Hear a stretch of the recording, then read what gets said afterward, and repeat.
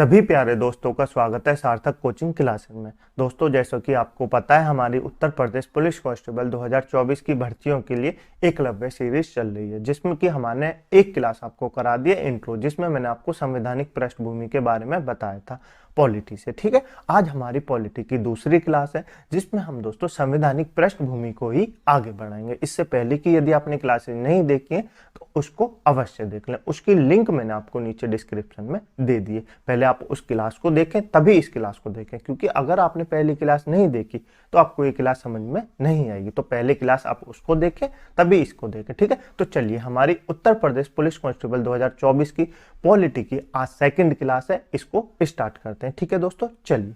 आज हमारा chapter number 2 है, जिसका नाम है भारत की संवैधानिक इतिहास। इसके बारे में आज हम जानेंगे, यानी कि हमारी क्लास नंबर 2 है। 1773 से लेके 1935 तक जो भारत का संवैधानिक इतिहास रहा है उसके बारे में आज हम जानेंगे। ठीक है दोस्तों, तो सभी प्यारे दोस्त पेन पेंसिल लेके बैठ जाइए और नोटबुक लेके बैठ जाइए, उसमें नोट करते रहिए। इंपॉर्टेंट फैक्ट मैं आपको बताता रहूंगा। ठीक है दोस्तों, तो चलिए अपनी क्लास स्टार्ट करते हैं।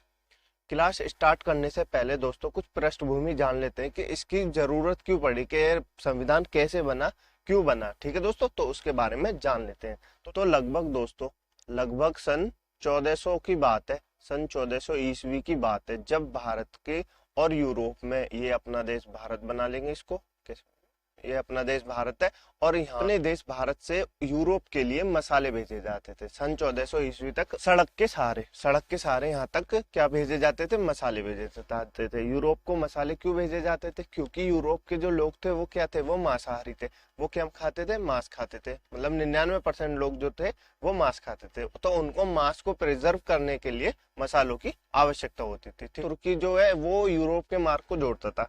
इस पे एक ओटोमन साम्राज्य का उदय हुआ। क्या हुआ दोस्तों?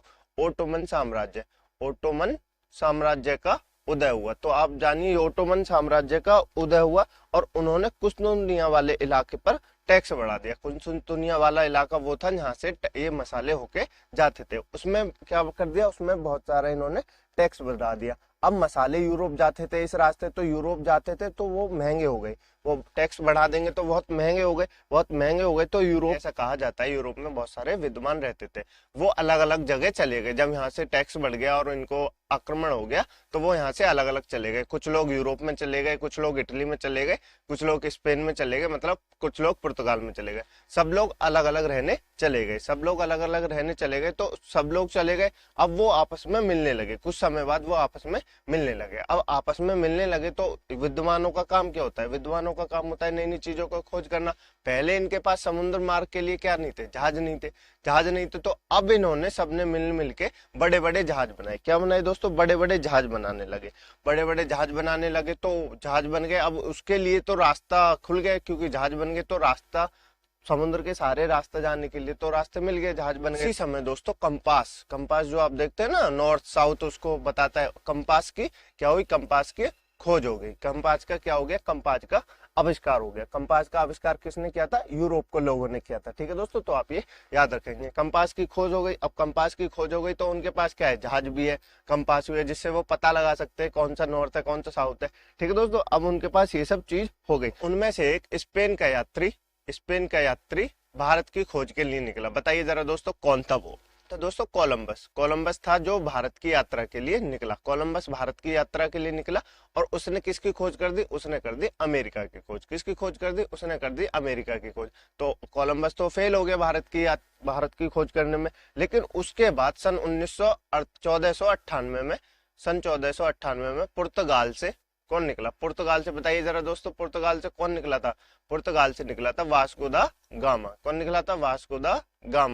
वास्को दा गामा निकला था पुर्तगाल से सन 1498 में। तो पुर्तगाल से निकला था उसने। यहाँ से एक अफ्रीका देश है, यहाँ से केप हॉप टाउन से लेके एक गुजराती यात्री के साथ यहाँ पे केरल के कोच्चि में आ गया। उसने किसकी खोज कर ली? उसने भारत की खोज कर ली। ठीक है दोस्तों, बाकी कहा जाता है दोस्तों, ऐसा जितना ये पैसा लेके आया था उसका लगभग 60 गुना प्रॉफिट क्या करके ले गया था दोस्तों? लगभग 60 गुना प्रॉफिट करके पुर्तगाल ले गया था। पुर्तगाल के राजा ने कहा, क्या कहा, पुर्तगाल के राजा ने कहा कि आप एक कंपनी बनाइए। क्या बनाइए? जब इतना प्रॉफिट करके ले गया तो वहां के लोगों ने कहा कि हम भी जाएंगे, हमें भी प्रॉफिट करना है। तो पुर्तगाल के राजा ने कहा कि आप एक कंपनी बनाइए और वहां पे ले जाइए, आप वहां पे व्यापार कीजिए। ठीक है दोस्तों, पुर्तगाल की कंपनी बनी। पुर्तगाल ने कंपनी बना ली तो अब कोई पड़ोसी बिना प्रॉफिट, जब कोई इतना प्रॉफिट कर रहा है और कोई देखे तो वो शांत तो रहेगा नहीं।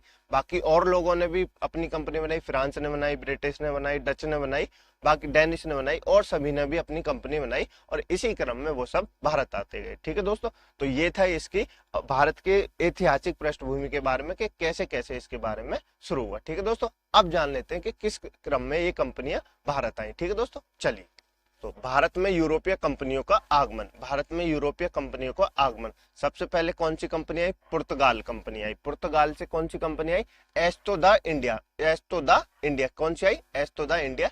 सन 1498 में। कब आई? सन 1498 में। कंपनियों का आप सन भी याद रखिएगा और इनके नाम भी याद रखिएगा। आपसे एग्जाम में पूछ सकता है निम्नलिखित में से कौन सी कंपनी सबसे पहले भारत में आई, तो आप इनके बारे में याद रखिएगा। ठीक है दोस्तों, मिलाने के लिए आ सकते हैं। Next, Britain company. Britain company सन 1600 ईस्वी में बनी और इसका नाम क्या था? इसका नाम था ईस्ट इंडिया कंपनी। क्या था?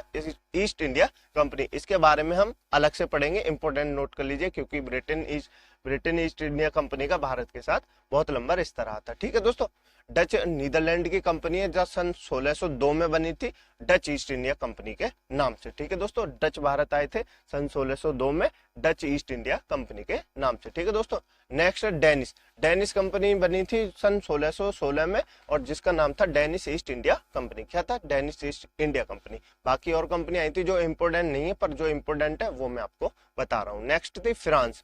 फ्रांस की कंपनी आई थी सन 1664 में, बनी थी फ्रेंच ईस्ट इंडिया कंपनी के नाम से। ठीक है दोस्तों, सबसे पहले कौन सी कंपनी आई? पुर्तगाल से आई, एस्टो द इंडिया कंपनी आई सन 1498 में। ठीक है दोस्तों, ब्रिटेन से कौन सी आई? 1600 ईस्वी में ईस्ट इंडिया कंपनी बनी।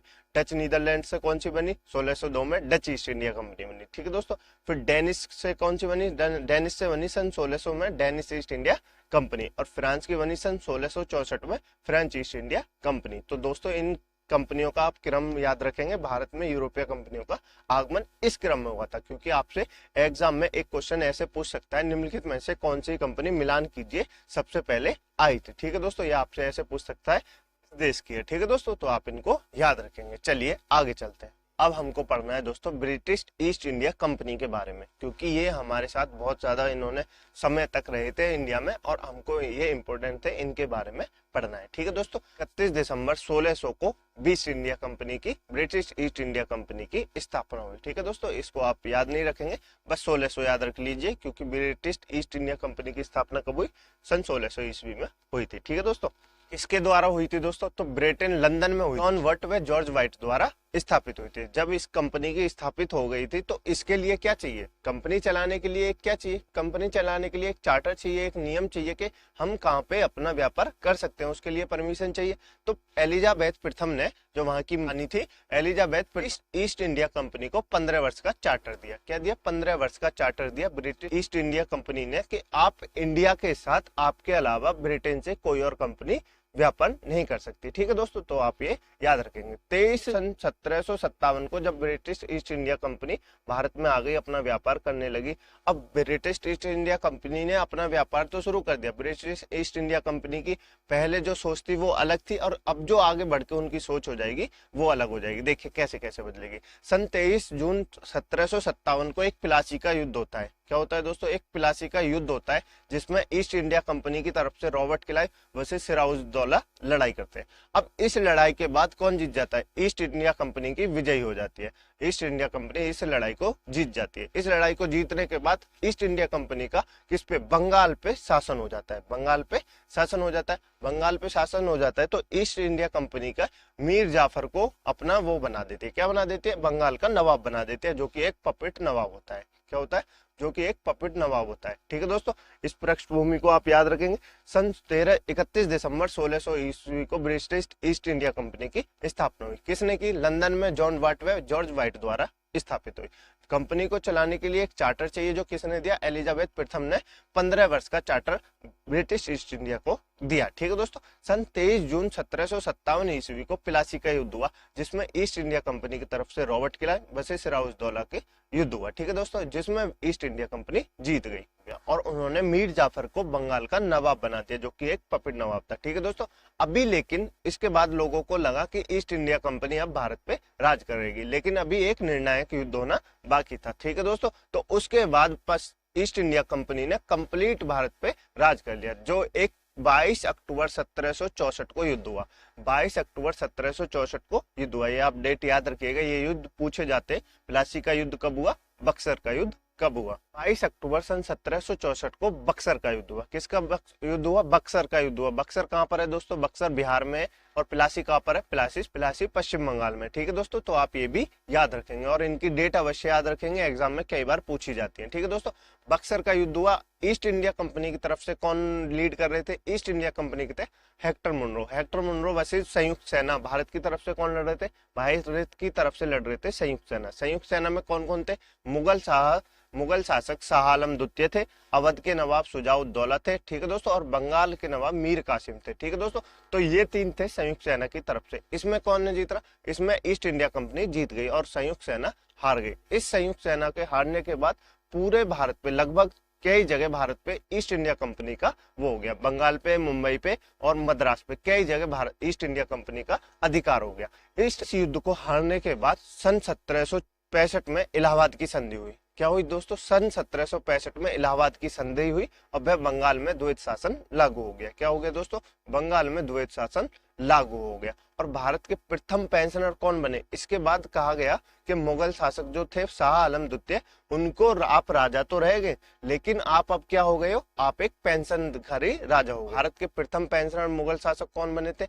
वो बने थे शाह आलम द्वितीय। ठीक है दोस्तों, तो आप ये भी याद रखेंगे। ईस्ट इंडिया कंपनी जो कि भारत पे राज करेगी। अब अंग्रेजों के पास क्या क्या हो गया दोस्तों? अंग्रेजों के पास हो गया भूभाग हो गया। क्या हो गया दोस्तों? भूभाग हो गया, जनसंख्या हो गई, सरकार हो गई, संप्रभुता हो गई। तो अंग्रेजों के पास क्या क्या हो गया? भूभाग हो गया, जनसंख्या हो गई, सरकार हो गई, संप्रभुता हो गई। ये सारी चीजें हो गई। तो अब इनको क्या चाहिए? इनको एक राज्य हो गया। अब इतनी सारी चीजें हो गई, ये सब चीज हो गई, तो इसको क्या कहेंगे? इसको एक राज्य कहेंगे। अब राज्य को चलाने के लिए क्या करना पड़ेगा? एक व्यवस्था बनानी पड़ेगी और व्यवस्था बनाने के लिए क्या करना पड़ेगा? नियम बनाने पड़ेंगे। नियम कौन बनाएगा? नियम बनाएगी ब्रिटिश संसद। कौन बनाएगी दोस्तों? ब्रिटिश संसद बनाएगी, जो कि राष्ट्र व्यवस्था है तो कानूनों का निर्माण करेगी। और उनको इम्प्लीमेंट कौन करेगा? उनको इम्प्लीमेंट करेगी ईस्ट इंडिया कंपनी। कौन करेगा दोस्तों? ईस्ट इंडिया कंपनी उनको इम्प्लीमेंट करेगी। ठीक है दोस्तों, तो आप ये याद रखिएगा। अंग्रेजों ने सन 22 अक्टूबर 1764 का बक्सर का युद्ध लड़ा, जिसको किसने लीड किया था? ईस्ट इंडिया कंपनी की तरफ से हेक्टर मुनरो ने और भारत की तरफ से संयुक्त सेना ने लड़ा था। ठीक है दोस्तों, भारत के प्रथम पेंशनर कौन बने? मुगल शाह आलम द्वितीय बने। ठीक है दोस्तों, आप ये भी याद रखेंगे। इसके बाद भारत की संवैधानिक यात्रा प्रारंभ होती है। जब इतना सब कुछ हो जाता है तो अब इसको चलाने के लिए नियम बनाने पड़ेंगे। नियम कौन बनाएगा? ब्रिटिश संसद बनाएगी, जिनको इंप्लीमेंट कौन करेगा? ईस्ट इंडिया कंपनी भारत में इंप्लीमेंट करेगी। ठीक है दोस्तों, इसी के साथ नए नए नियम बने और नए नए एक्ट आए, उनको अब हम पढ़ेंगे। ठीक है दोस्तों, इसी के साथ भारत की संवैधानिक यात्रा प्रारंभ हो जाती है। मुझे उम्मीद होगी कि आपको इतना सब कुछ समझ में आया। ठीक है दोस्तों, अब हम शुरू करते हैं भारत की संवैधानिक यात्रा कैसे कैसे प्रारंभ हुई। ठीक है दोस्तों, चलिए। भारत की संवैधानिक यात्रा 1773 से 1935 तक थी। ठीक है दोस्तों, इसको हम दो भागों में पढ़ेंगे। एक पढ़ेंगे ईस्ट इंडिया कंपनी के द्वारा और एक पढ़ेंगे ब्रिटिश क्राउन द्वारा। ईस्ट इंडिया कंपनी और ब्रिटिश क्राउन के द्वारा हम इसको दो भागों में पढ़ेंगे दोस्तों। ईस्ट इंडिया कंपनी के द्वारा सन 1773 से लेके 1853 तक। ठीक है दोस्तों, ब्रिटिश क्राउन द्वारा सन 1857 से लेके 1947 तक। इन दो पार्टों में हम इनको पढ़ेंगे दोस्तों। ईस्ट इंडिया कंपनी के द्वारा सन 1773 ईस्वी में आप ये मत समझिए कि उनको एक कानून भी सन 1773 ईस्वी में भारत के लिए कानून भी ईस्ट इंडिया कंपनी बनाती थी। ऐसा नहीं है। कानून कौन बनाता था? कानून कौन बनाता था? कानून बनाते थे ब्रिटिश सांसद, लेकिन उनको इम्प्लीमेंट कौन करता था? सन 1853 से पहले उनको इम्प्लीमेंट करते थे ईस्ट इंडिया कंपनी। लेकिन सन 1857 के बाद जब भारत में क्रांति हो गई तो उसके बाद कानून कौन बनाने लगा? ब्रिटिश संसद बनाने लगी। और उनको इम्प्लीमेंट कौन करने लगा? उनको इम्प्लीमेंट भी करने लगा ब्रिटिश संसद। ठीक है दोस्तों, तो आप ये याद रखेंगे। अब हम इनको पढ़ेंगे। ईस्ट इंडिया कंपनी ने, ईस्ट इंडिया कंपनी के द्वारा कौन कौन से उनको इम्प्लीमेंट किया गया था? सबसे इंपॉर्टेंट है रेगुलेटिंग एक्ट। कौन सा इंपॉर्टेंट है? रेगुलेटिंग एक्ट सन 1773, जो ईस्ट इंडिया कंपनी के द्वारा आया था। ठीक है दोस्तों। नेक्स्ट है एक्ट ऑफ सेटलमेंट, ये इतना इंपॉर्टेंट नहीं है, थोड़ा सा आया था यूं चला गया था, इसमें कोई मतलब ज्यादा वो नहीं हुआ। उसके बाद है Pitt's India, most important act है रेगुलेटिंग एक्ट के बाद पिट्स इंडिया एक्ट सन 1784 में, ठीक है दोस्तों, इसको हम पढ़ेंगे। उसके बाद इंप्लीमेंट किया सन 1786 का अधिनियम, उसके बाद चार्टर एक्ट 1793 और चार्टर एक्ट 1813 और charter act 1833 and charter act 1853, 4 charter act आए थे जो ये ईस्ट इंडिया कंपनी के द्वारा इंप्लीमेंट किए गए थे, ठीक है दोस्तों। ब्रिटिश क्राउन द्वारा कौन कौन से आए थे, एक आया था भारत शासन अधिनियम 1858, भारत शासन अधिनियम 1861, भारत परिषद अधिनियम 1892, भारत परिषद अधिनियम या मॉडले मिंटो सुधार 1909 और भारत शासन अधिनियम या मोंटेग्यो चैम्सफोर्ड सुधार 1919 और भारत शासन अधिनियम 1935। तो आपको इंपोर्टेंट क्या क्या नोट करना है, इंपोर्टेंट नोट करना है भारत परिषद अधिनियम मॉडले मिंटो सुधार 1909, ठीक है दोस्तों। और दूसरा याद रखना है ये भारत शासन अधिनियम मोंटेग्यो चैम्सफोर्ड सुधार 1919, ठीक है दोस्तों। कैसे याद करेंगे, देखिए दोस्तों मैं आपको ट्रिक बताता हूँ। मॉडले लिखा है तो इसमें कितना है, 09 है मतलब 9 है, 9 कितना है, 9 छोटा होता है 19 से, 9 19 से छोटा होता है ना, और मोंटेग्यो से छोटा होता है मॉडले, तो सन जो छोटा है वो पहले आया, तो मॉडले क्या है, मॉडले छोटा है तो मॉडले पहले आया, मॉडले मिंटो सुधार अधिनियम। मोंटेग्यो बड़ा है तो मोंटेग्यो कब आएगा, मोंटेग्यो बाद में आएगा सन 1919 में, ठीक है दोस्तों। तो आप ये याद रखेंगे, ठीक है दोस्तों। इन अधिनियमों के आने के बाद बाकी कुछ और अधिनियम आए थे जो कि सन 1935 से बाद में आए थे, उनको जान लेते हैं कौन कौन से वो अधिनियम आए थे। तो दोस्तों सन 1935 के बाद कौन कौन से आए थे, एक अगस्त प्रस्ताव आया था 1940 में, इसी के बाद भारत की स्वतंत्रता की क्या हो गई, स्वतंत्रता की नींव रखी गई सन 1940 में, अगस्त प्रस्ताव आया। उसके बाद क्रिप्स मिशन आया, क्या है दोस्तों, क्रिप्स मिशन आया। इन सब की आपको डेट याद रखनी है, ये एग्जाम में पूछे जाते हैं कि अगस्त प्रस्ताव कब आया, क्रिप्स मिशन कब आया, बेवल मिशन कब आया, कैबिनेट मिशन कब आया, शिमला समझौता कब हुआ, और ये सब आपको याद रखना है, ठीक है दोस्तों। उसके बाद बेवल योजना आई सन 1945 में, उसके बाद शिमला समझौता हुआ सन 1945 में, उसके बाद क्या हुआ, उसके बाद कैबिनेट मिशन आया 1946 में, उसके बाद क्या हुआ, माउंटबेटन योजना आई 3 जून सन 1947 को, इसके बाद क्या हुआ, इसके बाद भारत आजाद हो गया, ठीक है दोस्तों। तो हमको क्या पढ़ना है, हमको ये सब पढ़ने हैं। अभी हम क्या पढ़ेंगे, अभी हम पढ़ेंगे east India company, east India company ने जो जो एक्ट इंप्लीमेंट किए थे उनके बारे में पढ़ेंगे। उसके बाद पढ़ेंगे ब्रिटेन क्राउन द्वारा जो नियम बनाए गए और ब्रिटेन क्राउन द्वारा ही उनको एडजस्ट किया गया इंडिया में, तो उनके बारे में हम पढ़ेंगे। उसके बाद क्या पढ़ेंगे, जिससे भारत की स्वतंत्रता की नींव रखी गई वो योजनाएं हम पढ़ेंगे, ठीक है दोस्तों। तो आज स्टार्ट करते हैं हम अपनी भारत के संवैधानिक इतिहास, ईस्ट इंडिया कंपनी के द्वारा जो जो एक्ट लागू किए गए थे, ठीक है दोस्तों। चलिए उनके बारे में पढ़ते हैं। तो सबसे पहले हमारा जो इम्पोर्टेंट एक्ट है वो है रेगुलेटिंग एक्ट सन 1773। कौन सा है दोस्तों, सन 1773 का रेगुलेटिंग एक्ट। इसमें ब्रिटेन का राजा कौन था ये आपसे पूछा जाएगा, इंपॉर्टेंट है दोस्तों। ब्रिटेन का राजा कौन था, ब्रिटेन का राजा था जॉर्ज तृतीय। कौन था दोस्तों, ब्रिटेन का राजा था जॉर्ज तृतीय, सन 1760 से लेकर 1820 तक था, ठीक है दोस्तों। एग्जाम में पूछा जाता है रेगुलेटिंग एक्ट सन 1773 के इम्प्लीमेंट के समय में ब्रिटेन का राजा कौन था, तो ब्रिटेन का राजा था जॉर्ज तृतीय, ठीक है दोस्तों। अब इन ये जो एक्ट आए इनको किसने बनाया होगा, तो ब्रिटेन संसद ने बनाया होगा, ये भी आप याद रखिएगा, ठीक है दोस्तों। ब्रिटेन के प्रधानमंत्री कौन थे, ब्रिटेन के प्रधानमंत्री थे लॉर्ड नॉर्थ। कौन थे दोस्तों, लॉर्ड नॉर्थ। इन दोनों के बारे में आप जरूर याद रखेंगे, एग्जाम में पूछे जाते हैं। रेगुलेटिंग एक्ट सन 1773 के इम्प्लीमेंट के समय ब्रिटेन के प्रधानमंत्री कौन थे, लॉर्ड नॉर्थ थे। कौन थे दोस्तों, लॉर्ड नॉर्थ थे, क्योंकि पहला एक्ट है तो इंपोर्टेंट है, ठीक है दोस्तों। अब बंगाल का गवर्नर कौन था, इस समय बंगाल का गवर्नर था वारेन हेस्टिंग। कौन था दोस्तों, वारेन हेस्टिंग। इस रेगुलेटिंग एक्ट को लाने के कारण क्या थे, रेगुलेटिंग एक्ट को लाने के कारण थे क्या थे, रेगुलेटिंग एक्ट को लाने के कारण थे ईस्ट इंडिया कंपनी में भ्रष्टाचार, क्योंकि ईस्ट इंडिया कंपनी के जो लोग थे वो अपना ही व्यापार अलग से चला रहे थे और ईस्ट इंडिया कंपनी को बहुत ज्यादा लॉस हो रहा था, इसलिए रेगुलेटिंग एक्ट सन 1773 भारत में लाया गया। और क्यों लाया गया, भ्रष्टाचार बढ़ रहा था तो बहुत ज्यादा उनके पास उनकी दैनिक स्थिति हो गई थी। उसके बाद क्या हुआ, एक बंगाल में द्वैत शासन लागू करना था, उसके लिए ये सन 1773 भारत में लाया गया, ठीक है दोस्तों। अब मैं आपको एक ट्रिक बताता हूँ जिसके माध्यम से आपको ये याद रखने कि भारत का प्रथम गवर्नर कौन था, लॉर्ड वारेन हेस्टिंग था। भारत का प्रथम गवर्नर जनरल कौन था, भारत का प्रथम गवर्नर जनरल कौन था, विलियम बेंटिंग था। भारत का प्रथम वायसराय कौन था, भारत का प्रथम वायसराय था लॉर्ड कैनिंग। कौन था दोस्तों, लॉर्ड कैनिंग। भारत का प्रथम अंतिम वायसराय कौन था, भारत का अंतिम वायसराय था माउंटबेटन। कौन था, माउंटबेटन। और स्वतंत्र भारत के प्रथम व अंतिम गवर्नर जनरल कौन थे, सी राजगोपालाचार्य। कौन थे? सी राजगोपालाचार्य। ठीक है दोस्तों, तो आप इनके बारे में याद रखेंगे। क्या है दोस्तों? बंगाल का गवर्नर कौन था? लॉर्ड वारेन हेस्टिंग्स था। जब रेगुलेटिंग एक्ट 1773 आया, इसके द्वारा क्या हुआ? प्रावधान हुए थे। बंगाल का गवर्नर जो था उसको क्या कर दिया गया? उसको बंगाल का गवर्नर जनरल वारेन हेस्टिंग बना दिया गया। क्या बना दिया? जो बंगाल का गवर्नर था उसको बंगाल का गवर्नर जनरल बना दिया गया। और पहला बंगाल का गवर्नर जनरल कौन बना था? Warren Hasting. क्यों बनाया गया था? क्योंकि जो मद्रास और मुंबई की प्रेसिडेंसी थी उसको कब्जा सबसे ज्यादा अधिक अधिकार किसके पास हो गए? उसके सबसे ज्यादा अधिकार हो गए बंगाल के पास। किसके पास हो गए?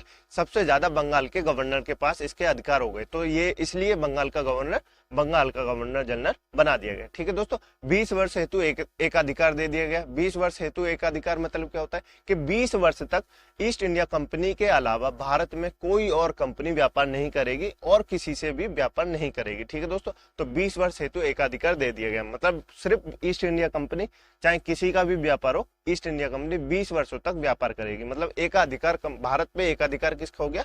ईस्ट इंडिया कंपनी का हो गया। ठीक है दोस्तों, 4 सदस्यों वाली कार्यकारी परिषद बनाई गई। और सबसे इंपॉर्टेंट क्या है? कोलकाता में सुप्रीम कोर्ट की स्थापना सन 1774 ईस्वी में हुई थी। ठीक है दोस्तों, कोलकाता में सुप्रीम कोर्ट की स्थापना कब हुई थी? सन 1774 ईस्वी में। आपसे एग्जाम में पूछा जाएगा क्वेश्चन कि कोलकाता में सुप्रीम कोर्ट की स्थापना कब हुई थी? सन 1774 ईस्वी में हुई थी। आप ये याद रखेंगे। आप ये भी याद रखिएगा कि जो ये सुप्रीम कोर्ट है वो आज का जो हमारा सुप्रीम कोर्ट है दिल्ली में वो नहीं है। ये क्या है? एक पहले कोर्ट होता था, लोकल कोर्ट, वो था ये कोलकाता में जो सुप्रीम कोर्ट की स्थापना हुई थी वो कोर्ट था। ठीक है दोस्तों, आज का जो अपना सुप्रीम कोर्ट है वो तो भारत का शासन अधिनियम सन 1935 के द्वारा बनाया गया था। तो आप उसको हम आगे पढ़ेंगे, पर आप इतना याद रखिएगा, कोलकाता में सुप्रीम कोर्ट की स्थापना कब हुई थी? सन 1774 ईस्वी में हुई थी। ठीक है दोस्तों, आप ये याद रखिएगा। 1774 ईस्वी में जब कोलकाता में सुप्रीम कोर्ट की स्थापना हुई थी तो उसके मुख्य न्यायाधीश कौन बनाए गए थे? उसके मुख्य न्यायाधीश बनाए गए थे एलिजा इम्पे। कौन बनाए गए थे?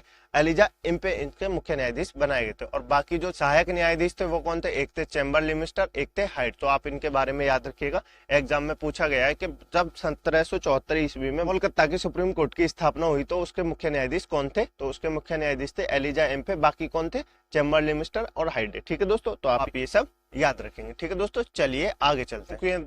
महत्वपूर्ण क्यों है दोस्तों? क्योंकि भारत में ब्रिटिश संसद का प्रथम नियंत्रण हो गया इस एक्ट के द्वारा। दूसरा, भारत में केंद्रीय प्रशासन की नींव रखी गई। ठीक है, तो सन 1773 ईस्वी द्वारा क्या क्या हो गया? भारत में ब्रिटिश संसद का प्रथम नियंत्रण हो गया, क्योंकि पहला एक्ट था और भारत में इसको इम्प्लीमेंट कर दिया गया। दूसरा क्या है? भारत में केंद्रीय प्रशासन की नींव रख दी गई। ठीक है दोस्तों, तो ये हो गया हमारा कंप्लीट रेगुलेटिंग एक्ट सन 1773। इसके बारे में आप पूरा रिवाइज कर लीजिएगा, नोट्स बना लीजिएगा। जो मैंने बनाए इंपोर्टेंट फैक्ट आप अपनी नोटबुक में लिखते रहिए दोस्तों। इस एक्ट से एग्जाम में क्वेश्चन अवश्य देखने को मिलते हैं। ठीक है दोस्तों, एक एक्ट आया था, एक्ट ऑफ सेटलमेंट सन 1781 में। इसको आप इंपोर्टेंट मत मानिए, क्योंकि ये आया था, पता नहीं क्यों आया था, और आया था यूं चला गया। तो इसके बारे में हमको ज्यादा नहीं पढ़ना, बस इतना आप याद रखिएगा कि एक क्रम में था, तो मैंने आपको बता दिया। एक्ट ऑफ सेटलमेंट सन 1781 में एक्ट आया था। ठीक है दोस्तों, नेक्स्ट इंपोर्टेंट जो एक्ट है वो है Pitt's India act. Pitt's India act सन 1784 ईस्वी में आया था। कब आया था दोस्तों?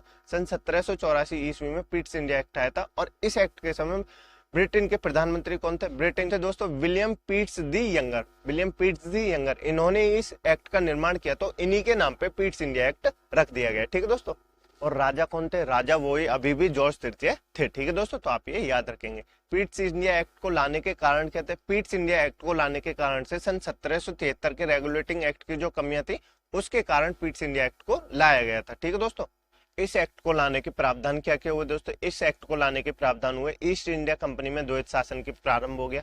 ईस्ट इंडिया कंपनी में द्वैत शासन प्रारंभ हो गया। नेक्स्ट, कोलकाता को कंपनी की राजधानी बना दिया गया और पहली बार भारत को ब्रिटिश आधिपत्य का क्षेत्र कहा गया। ये आप इंपोर्टेंट नोट करेंगे कि किस एक्ट द्वारा पहली बार भारत को ब्रिटिश आधिपत्य का क्षेत्र कहा गया? तो पिट्स इंडिया एक्ट 1784 द्वारा ब्रिटिश भारत को ब्रिटिश आधिपत्य का क्षेत्र कहा गया। तो आप ये याद रखेंगे। अपने आज हमने क्या पढ़े? आज हमने 3 एक्ट पढ़े। क्या पढ़े? भारत संवैधानिक ऐतिहासिक पृष्ठभूमि जानी, कैसे कैसे, क्योंकि भारत के इनमें नियमों की जरूरत थी, क्योंकि एक्ट लाए गए थे। ठीक है दोस्तों, उसके बाद हमने पढ़ा रेगुलेटिंग एक्ट सन 1773। उसके बाद पढ़ा हमने एक्ट ऑफ सेटलमेंट 1781। उसके बाद क्या पढ़ा? पिट्स इंडिया एक्ट 1784 पढ़ा। ठीक है दोस्तों, तो आप ये याद रखेंगे। तीनों एक्टों के बारे में मैंने आपको बता दिया, जो इंपोर्टेंट फैक्ट थे वो मैंने आपको बता दिया। आप अपनी नोटबुक में नोट कर लीजिए। ठीक है दोस्तों, अब हम जान लेते हैं हम दोस्तों इन एक्टों से जो हमने पढ़ा है उनसे क्या क्या क्वेश्चन बनते हैं। ठीक है दोस्तों, चलिए इनके बारे में जान लेते हैं। चलिए दोस्तों ईस्ट इंडिया कंपनी की स्थापना कब हुई थी? बताइए जरा दोस्तों, ईस्ट इंडिया कंपनी की स्थापना